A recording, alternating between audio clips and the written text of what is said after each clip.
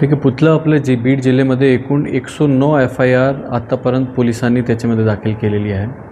500 लोकांवर प्रतिबंधक कारवाई सुद्धा त्याच्यामध्ये केलेली आहे. पुतलेच्या बाबतीत शासनाचा GR आहे, शासनाचे नियम कायदे, त्यामध्ये जिल्हा स्तरावर समिती राहते, त्याची समितीची परवानगी घेऊन पुतळा बसवता येते. त्याच्यामध्ये वेगवेगळे डिपार्टमेंट्सची NOC आणि ग्राउंड लेवलची रिपोर्ट बघून त्याच्यानंतर पुतळा बसवता येते.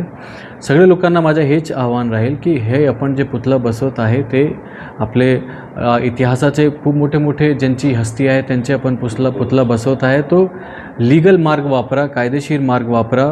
पुतळा समिती जो आहे जिल्ह्याच्या लेवलवर त्यांची परमिशन घेऊन लीगली त्याच्यामध्ये वापरा, जेणेकरून उत्साहात आणि आनंदात तुम्ही तिथे पुतळा बसू शकते, सगळा नियम कायदा फॉलो करून. या कारवाईनंतर आता पुढची कारवाई कशी असणार आहे जर अशाच पद्धतीने सुरू असेल? पुतळ्याच्या बाबतीत जे लोकांनी उल्लंघन केलेलं आहे प्रतिबंधक कारवाई आम्ही त्याच्यामध्ये केलेली आहे. आणि त्याचबरोबर आता जे लोक ह्याच्यामध्ये परत ते करते त्याच्यामध्ये जेलचे सुद्धा प्रावधान